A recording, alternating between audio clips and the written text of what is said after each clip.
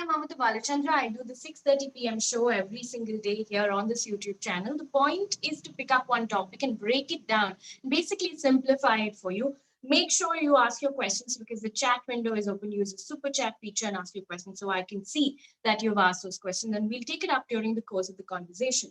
Now, today, this is what we're going to do. There's a story that's come out of Mumbai. Mumbai police has now said they've claimed to have busted TRP scam. TRP is basically television rating points. Now, this is what's happening. The Mumbai police has said that there are 3 channels that are currently being investigated for ratings or what they're calling TRP manipulation. Now, the Mumbai police has said that it is trying to analyze how news trends are being manipulated and how false narratives are spread. They've also said that this information has been given to the central government. Additionally, this is what they say has been done. They say, as part of this manipulation, households were told to keep a certain channel switched on all the time. That's what the police chief in Mumbai has said, that illiterate homes, I'm quoting him, were asked to keep English channels on. Now, Mumbai police has also gone on to say that these households were offered monthly payments of 400 to 500 rupees in return. And the police has said that currently that investigation is going on. 2 people have been arrested, and that more channels could be investigated going forward as well. They will also look into bank accounts. What we're attempting to do with this conversation today is to attempt, first of all, to find out what television rating point is, how is it measured, and most importantly, why TV channels are in the race for TRPs, as they call it. And to have that conversation with me, I have Pankaj Krishna, who is the founder of Chrome Data Analytics and Media, joining me. Pankaj, thank you so much for joining us. For people who are watching right now, make sure you have questions to ask us. We'll take that up during the course of the conversation as well. Pankaj, first of all, I want you to simply break down TRP for us. What is TRP? How is it measured? Hi Amita, how are you doing? Okay, so TRP basically it's just a television rating point, or it's called a TVR. That's how they're referred to. TVR is nothing but it's a measurement of content consumption, limited mostly to linear TV at this point in time. So you don't measure the OTT platforms like the Netflixes of the world or the Root of the world. It measures channels that you practically get on a television set. That's what a TRP is. It's a TVR. How do you measure TRP? Broadly, 2 components to a TRP. One, the number of people who watch a channel or a show or a program. And 2 is the number of minutes or seconds they spend on it. So if you marry the number of people with the time they spend, you get a total volume of consumption.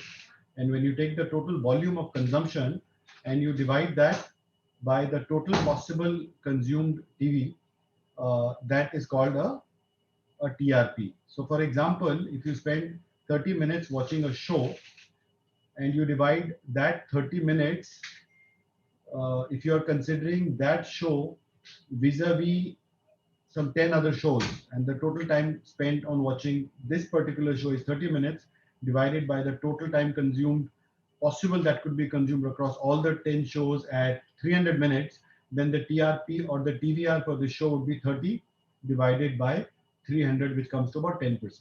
But in all practical reasons, just to give you a perspective of what TRPs are and how the numbers measure, you don't get TRPs of 2, 3, 4, 5 anymore. So during early 2000s when KBC launched, that was like the peak of television, where a KBC would get a TVR of 8, 9, which would mean that 8, 9% of the total people watching TV were watching KBC at that point in time.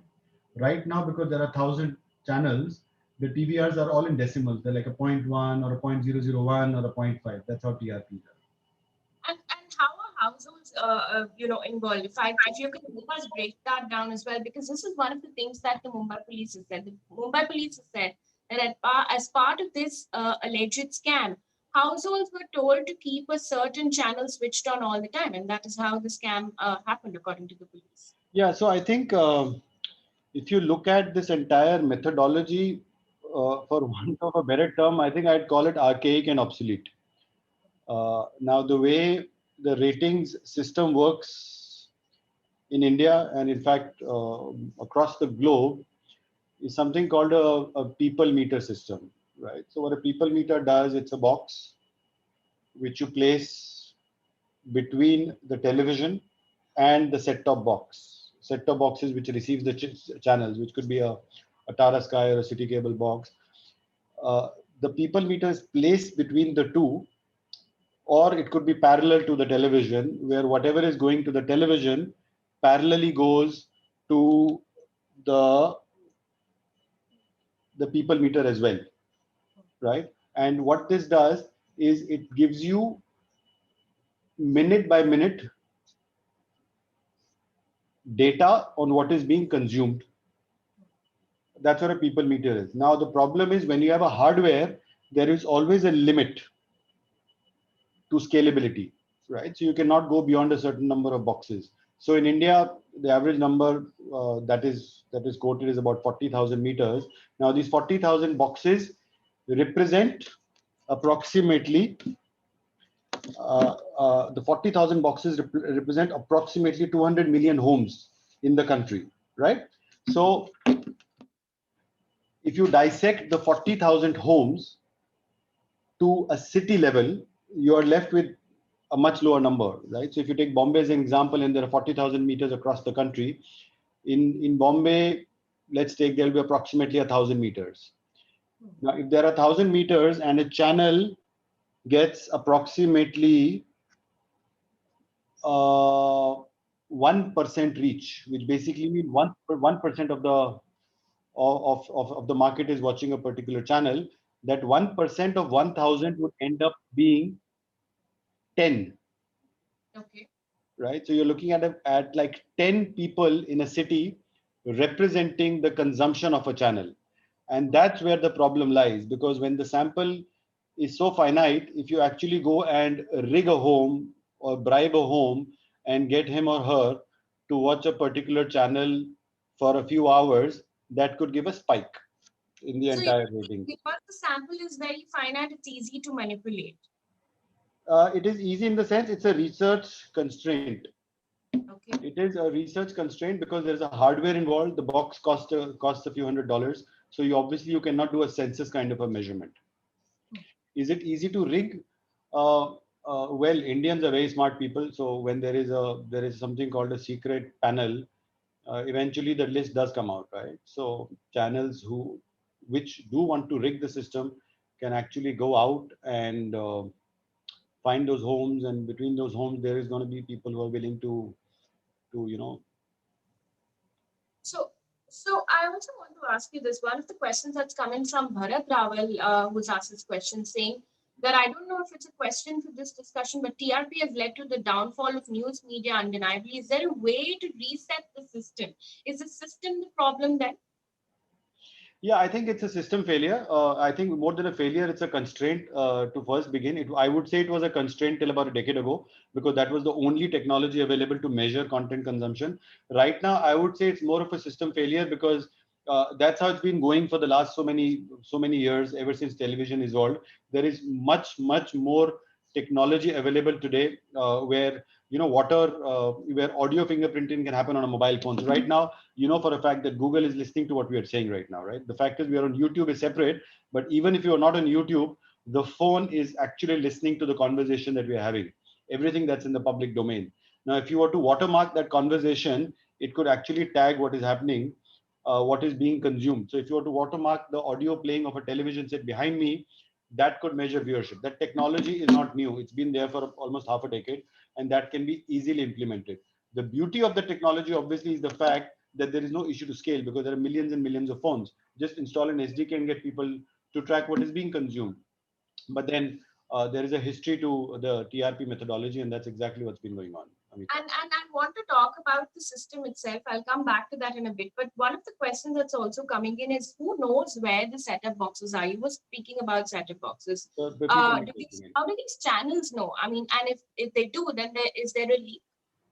Okay, so the fact is, I think it would be preposterous to assume that people involved in the trade do not know about it.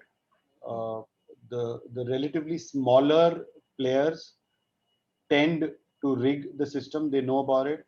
We work with most of the big guys.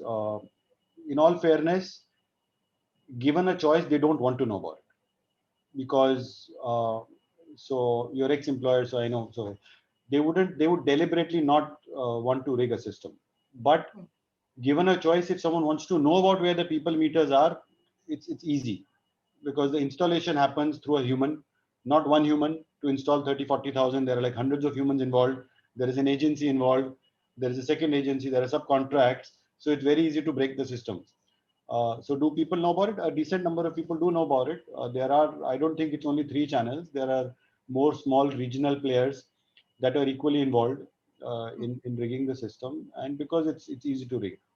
So it's not all that confidential, you're saying, and it's Not right at for the all. Mumbai police to look into more channels because that's what they've said that there could be more channels. Oh, there are lots of it. Like this is the again, this is the same thing. So if you want to explore, if like the NCB with the drug cartel, you name one artist and you get like 100 of them. The same thing holds with this as well. But again, I would like to reiterate the fact, since we work with a lot of corporates as a culture do not want to rig it. The guys heading those channels have a conscious call. They don't want to get into breaking the system. It generally happens with very small sets of promoter driven or very channels which are relatively small in the business.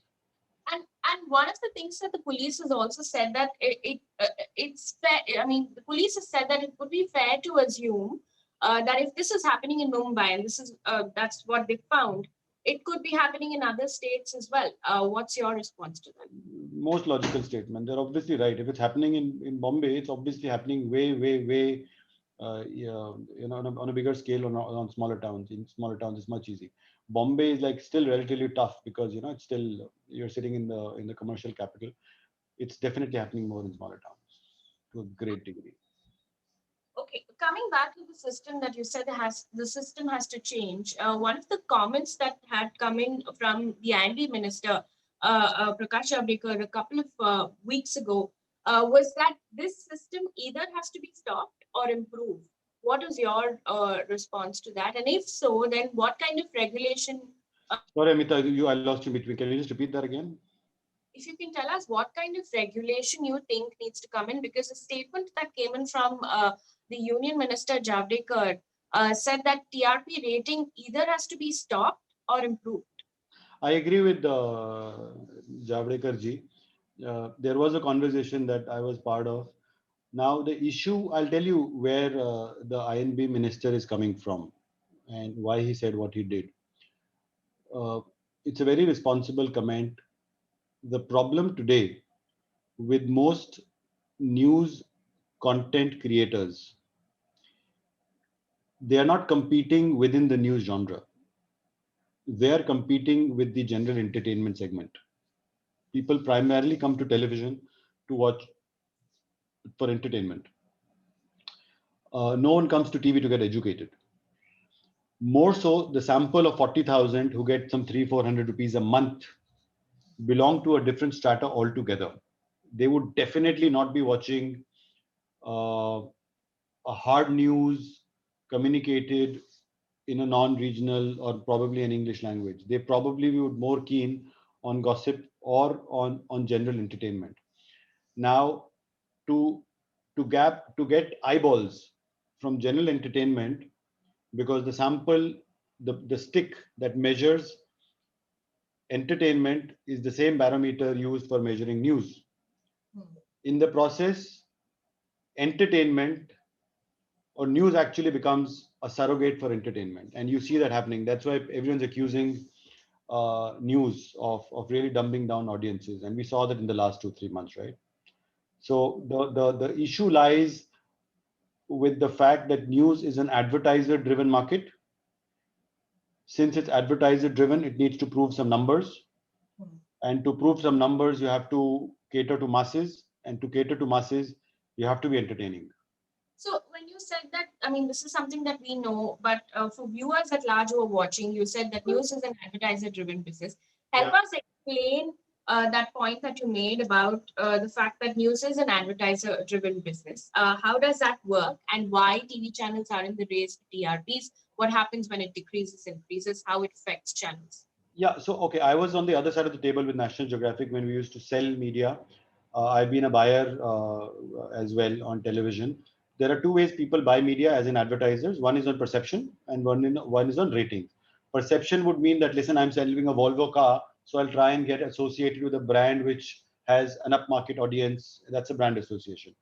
But a major chunk of revenue also depends on the rating. So if people say no one watches a particular channel, why would I advertise on the channel in the first place? So that's where the gap lies. Uh, Now the problem is the same, because if advertisers are to look at ratings to decide the money that they would park on a particular channel, you are bound to go to get ratings, and that's where the problem is, right? So that's the reason why the INB minister feels that ratings could be improved, or at least to get the news domain out of the rating system. To give you an example, the national broadcaster DD would never rate on the ratings panel. It'll never be amongst the top two or top three, because DD would obviously not be airing the kind of news that caters to masses, right? So there are different allegations on DD. That's a separate story, but that's the fact about it. So news ends up becoming a surrogate for entertainment. Hmm. One of the other questions, a very interesting question that's come in, is that how is this being managed in other countries like the US, where the news media is fairly free when compared to India? Would you like to take that Yeah, question? yeah. I think that's a valid question. US, same, pretty much the same technology, but then US is a much more homogeneous country. The number of languages they speak are so little. So the sample of 10,000 to 15,000, whatever is in the US, is still much more representative, because you got 15,000 people representing two languages. Here you got 40,000 people representing some 100 languages, right? So India is an extremely heterogeneous market.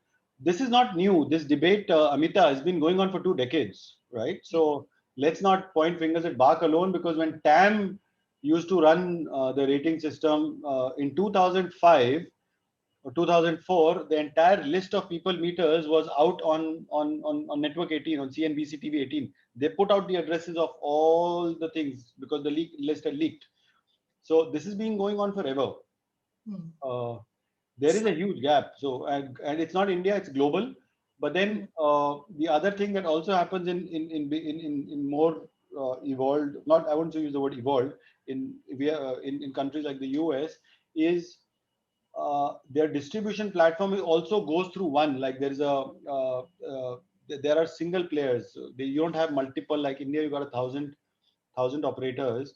The chances of rigging are more. In the US, there is one or two operators where everything goes through. So it's still much more organized. So that old currency is still more reliable than is in India. So you believe that the main problem you pointed out with the 40,000 number, the sample size itself is really small? Yeah, that's a research constraint. I don't think you can do much about it, because it's a box that you have to install. The fact that even if they get the 40,000 boxes right is a great deal. Yeah, I find it difficult to believe that 40,000 boxes week on week in India have a net connectivity, are reporting data. It is hard to believe. That is itself hugely questionable. I don't think that's possible, because we've got a 34,000 panel home, but then we are not on 24/7. We get data at different points in time. We've got digital measurement, but that happens through a mobile phone. Now the chances of a mobile phone being connected online throughout is much more, because there's mobile data. Getting a box through is a little questionable. So I don't think, is the sample small? Yes, but can it be increased? Then there's a problem. It can't, unless you revamp the technology. You got to reinvent the entire thing. Okay. I also want to take up Jigar Dhanak's question. He said, how difficult would it be for the Mumbai police to prove this charge? If you can tell us, or is it too early to speak to No, no, this I'm issue? happy to comment on that. Yeah, I think we know the fact. Where there's a will, there's a way, right? So if you want to get the guys behind, you can. But if there is obviously political interference, and depending on which side has more authority at this point in time, then you can obviously get away with murder as well. That's the sad truth of it at this point in time. But the fact is that if you really want to trace the rating system, it's all documented. There are input files and there are output files. Input files are the raw files that come from panel homes. Hmm. Those files should be there with Buck. The output files is what is reported is already there in the public domain. So if the input file and the output file tally, that means there is been no manipulation within the system. Two, if you want to identify that there has been rigging in the system, you can easily dissect the data to a panel home. And once you dissect the data to a panel home, you will see anomalies. Anomaly means there was one particular news channel which was continuously watched for 8-10 hours in a day. So that's an anomaly, right? So if there's an anomaly, it has to be ruled out. And if it was still incorporated in the system, then there obviously is a gap.